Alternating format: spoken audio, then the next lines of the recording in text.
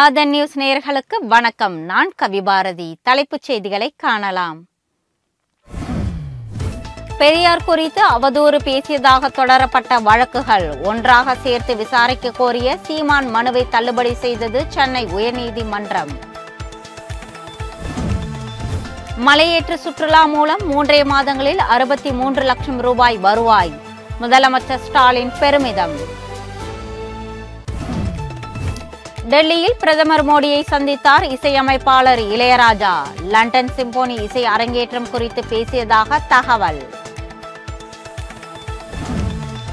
கடந்த 9 மாதங்களாக விண்வெளி ஆய்வு மையத்தில் சிக்கி தவித்த சுனிதா வில்லியம்ஸ் ஸ்பேஸ் எக்ஸ் விண்கலம் மூலம் வெற்றிகரமாக பூமிக்கு திரும்பினார்.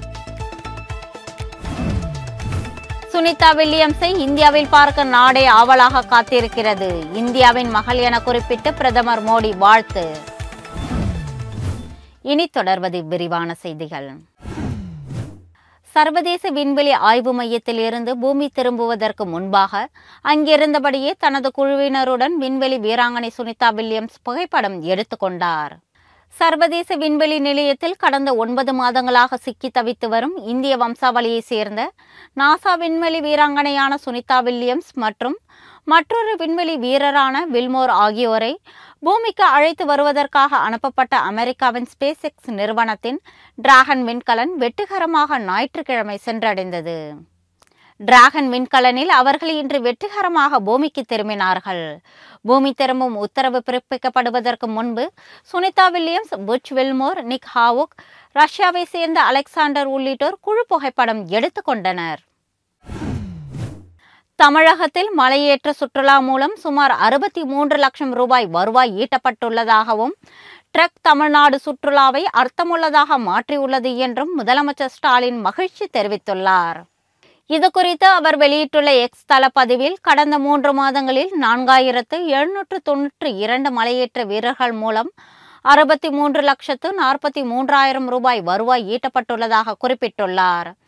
இதில் 49,51,000 ரூபாய் சுற்றுலாவை மேம்படுத்த நேரடியாக பழங்குடியின இளைஞர்களுக்கு சென்றுள்ளது என்றும் அவர் குறிப்பிட்டுள்ளார். இயற்கையை ரசிக்க மலையேறும் ஆர்வலர்களை வரவேற்க தமிழகம் எப்பொழுதும் தயாராக உள்ளது என்றும் காட்டுத்தீ பரவும் காலத்திற்கு பிறகு ஏப்ரலில் மலைப்பாதைகள் திறக்கப்படும் என்றும் முதலமைச்சர் தெரிவித்துள்ளார். டெல்லியில் பிரதமர் நரேந்திர மோடியை பிரபல இசையமைப்பாளர் இளையராஜா சந்தித்து பேசியுள்ளார். அண்மையில் இசையமைப்பாளர் இளையராஜாவின் சிம்போனி நிகழ்ச்சி லண்டனில் நடைபெற்றது. இதன் மூலம் முழு அளவிலான மேற்கத்திய சிம்போனி இசையை அரங்கேற்றம் செய்த முதல் இந்தியர் என்ற சாதனையை அவர் படைத்தார். அவருக்கு பல்வேறு தரப்பிலிருந்து பாராட்டுகள் குவிந்தன. இந்த நிலையில் பிரதமர் மோடியை டெல்லியில் இளையராஜா சந்தித்து பேசியுள்ளார். இது குறித்து அவர் வெளியிட்டுள்ள எக்ஸ் தள பதிவில் பிரதமர் நரேந்திர மோடியுடனான இந்த சந்திப்பு மறக்க முடியாத ஒன்றாக அமைந்தது என்றும் தாங்கள் சிம்போனி, வேலியன் உட்பட பல விஷயங்கள் குறித்து பேசினோம் என்றும் குறிப்பிட்டுள்ளார். பிரதமரின் அன்புக்கும் ஆதரவுக்கும் தலை வணங்குகிறேன் என்றும் இளையராஜா குறிப்பிட்டுள்ளார். நாடாளுமன்ற தொகுதி மறுசீரமைப்பு குறித்து விவாதிப்பதற்காக முதலமைச்சர் ஸ்டாலின் அழைப்பை 20 கட்சிகள் ஏற்றுள்ளன. மத்திய அரசு நாடாளுமன்ற தொகுதி மறுவரையறை செய்யும் பொழுது தென் மாநிலங்களின் தொகுதிகள் எண்ணிக்கை குறைய வாய்ப்புள்ளதாக திமுக உள்ளிட்ட கட்சிகள் தெரிவித்துள்ளன. இது குறித்து விவாதிப்பதற்காக வரும் 22ஆம் தேதி தென் மாநிலங்களை சேர்ந்த கூட்டு நடவடிக்கை குழு சார்பில் அனைத்து கட்சி பிரதிநிதிகள் அடங்கிய கூட்டம் நடத்தப்படும் என தமிழக முதல்வர் ஸ்டாலின் ஏற்கனவே அறிவித்தார். அதன் அடிப்படையில் ஆந்திரா, தெலுங்கானா, கர்நாடகா, கேரளா, மேற்கு வங்காளம், ஒடிசா, பஞ்சாப் உள்ளிட்ட பல்வேறு மாநிலங்களில் உள்ள கட்சிகளுக்கு திமுக எம்பிக்கள் குழுவினர் முதலமைச்சர் மு க ஸ்டாலின் எழுதிய கடிதத்தை வழங்கி நேரில் அழைப்பு விடுத்தனர். இதனை ஏற்கும் வகையில் 20க்கும் மேற்பட்ட கட்சிகளின் முன்னணி தலைவர்கள் கலந்து கொள்ள சம்மதம் தெரிவித்துள்ளனர். இதனை ஒட்டி அனைத்து கட்சி கூட்டு நடவடிக்கை குழு கூட்டத்தை சென்னை கிண்டியில் உள்ள ஐடிசி கிராண்ட் சோலா நட்சத்திர ஹோட்டலில் வரும் 22ஆம் தேதி நடத்துவதற்கு ஏற்பாடுகள் தீவிரமாக நடைபெற்று வருகின்றன. மயிலாடுதுறை ரயில் நிலையத்தில் நடைபெற்று வரும் மேம்பாட்டு பணிகள் தரமற்று இருப்பதாக தொகுதி காங்கிரஸ் நாடாளுமன்ற உறுப்பினர் சுதா மக்களவையில் எடுத்துரைத்தார். நாடு முழுவதும் இருக்கும் முக்கிய ரயில் நிலையங்களை மேம்படுத்தும் அம்ரித் பாரத் திட்டத்தின் கீழ் மயிலாடுதுறை ரயில் நிலையத்திலும் மேம்பாட்டு பணிகள் நடைபெற்று வருகின்றன. இங்கு அமைக்கப்பட்ட காங்கிரீட் தூண்கள், தரையில் போடப்பட்ட டைல்ஸ் கற்கள் போன்றவை அப்பளம் போல் நொறுங்குவதால் திரைப்படத்திற்கு செட்டிங் போடுவது போல பணிகள் நடப்பதாக மக்களவையில் சுதா சரமாரியான குற்றச்சாட்டுகளை முன்வைத்தார். எனவே மயிலாடுதுறை ரயில் நிலையத்தில் நடைபெறும் பணிகள் குறித்து ரயில்வே அமைச்சர் பார்வையிட்டு சம்பந்தப்பட்ட ஒப்பந்ததாரர் மீது கடுமையான நடவடிக்கை எடுக்க வேண்டும் என்றும் அவர் வலியுறுத்தினார். நாடாளுமன்ற மக்களவையில் கும்பமேளாவில் உயிரிழந்தவர்களை பற்றி பிரதமர் மோடி ஏன் பேசவில்லை என எதிர்க்கட்சித் தலைவர் ராகுல் காந்தி கேள்வி எழுப்பியுள்ளார்.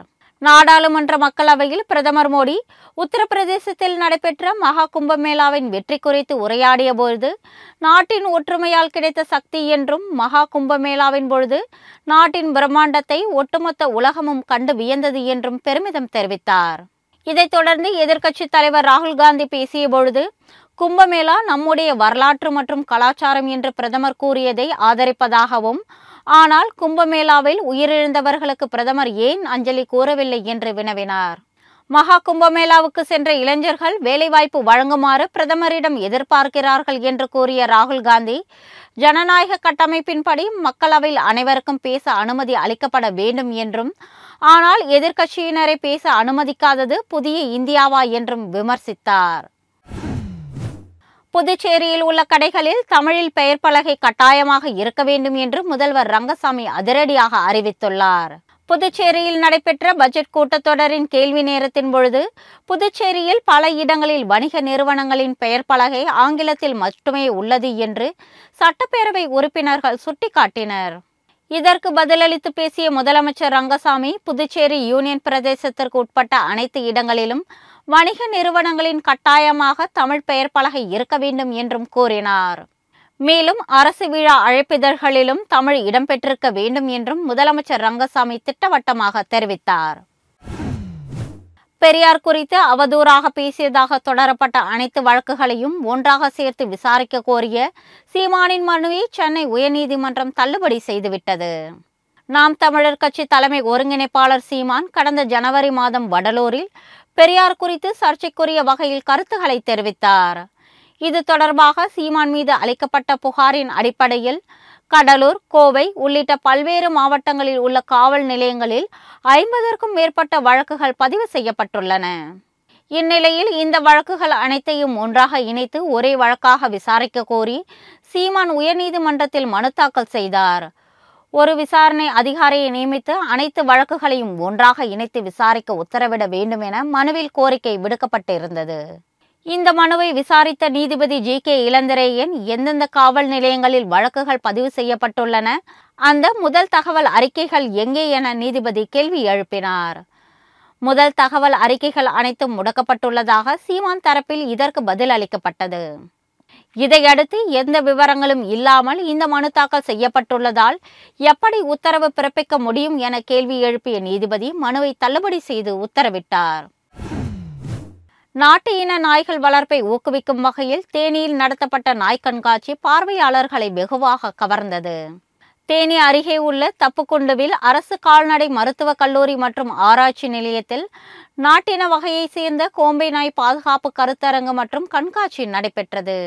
இதில் கோம்பை, ராஜபாளையம், கன்னி, சிப்பிப்பாறை உள்ளிட்ட பல்வேறு இனங்களை சேர்ந்த 50க்கும் மேற்பட்ட நாய்கள் பங்கேற்றன. பல்வேறு பகுதிகளில் இருந்து ஒய்யாரமாக அழைத்து வரப்பட்ட நாட்டு இன நாய்கள் அதன் உரிமையாளர்களின் உத்தரவுக்கு பணிந்து செயல்பட்டது காண்போரை பரவசப்படுத்தியது. கோம்பை நாட்டின நாய்க்கும் அதன் உரிமையாளருக்கும் மாவட்ட ஆட்சியர் ரஞ்சித் சிங் கோப்பை மற்றும் சான்றிதழ்களை வழங்கி கௌரவித்தார். புகழ்பெற்ற சபரிமலை ஐயப்பன் கோவில் தரிசன நேரம் மாற்றப்பட்டிருப்பதாக தேவஸ்தானம் போர்டு அறிவித்துள்ளது. இந்த அறிவிப்பின்படி அனைத்து மாதாந்திர பூஜைகளுக்கான நேரங்கள் மாற்றி அமைக்கப்பட்டுள்ளன. காலை 5 மணிக்கு திறக்கப்படும் கோவில் பிற்பகல் 1 மணிக்கு மூடப்படும் எனவும், ஹரிவராசனம் நிகழ்வுக்கு பிறகு 4 மணிக்கு கோவில் மீண்டும் திறக்கப்பட்டு இரவு 10 மணிக்கு நடை அடைக்கப்படும் எனவும் தெரிவிக்கப்பட்டுள்ளது. இருமுடிக்கட்டு இல்லாமல் வரும் பக்தர்கள் காலை 6 மணி முதல் பிற்பகல் 1 மணி வரையிலும், மாலை 4 மணி முதல் இரவு 9:30 மணி வரையிலும் மட்டுமே தரிசனம் செய்ய முடியும் என்றும் தேவஸ்தானம் போர்டு அறிவித்துள்ளது. கோடை காலம் நெருங்கி வருவதால் வெப்பத்தை தணிக்கும் தர்பூசணி பழ விற்பனை தமிழகம் முழுவதும் இப்பொழுதே சூடு பிடிக்க தொடங்கியுள்ளது. தமிழகத்தில் கடந்த சில நாட்களாகவே வெயிலின் தாக்கம் கடுமையாக இருந்து வருகிறது. இதனால் இளநீர், பழச்சாறு அருந்துவதில் பொதுமக்கள் ஆர்வம் கொண்டு இருக்கிறார்கள். இதனால் கோடைக்கால பழங்களான தர்பூசணி, கிர்னி ஆகியவற்றிற்கான தேவை அதிகரித்து இருக்கிறது. மாநிலத்தின் பல இடங்களிலும் தற்போது தர்பூசணி விற்பனை அதிகரிக்க தொடங்கியுள்ளது. தேனி மாவட்டம் கம்பம், சின்னமனூர், கூடலூர் பகுதிகளில் தர்பூசணி விற்பனை அமோகமாக உள்ளது. கடலூர் மற்றும் விழுப்புரம் மாவட்டங்களில் தர்பூசணி அதிகம் விளைவதால் அங்கிருந்து கொள்முதல் செய்யும் வியாபாரிகள் சாலை ஓரங்களில் கடைகள் போட்டு விற்பனை செய்கிறார்கள். இத்துடன் ஆதன் செய்திகள் நிறைவடைகிறது. வணக்கம்.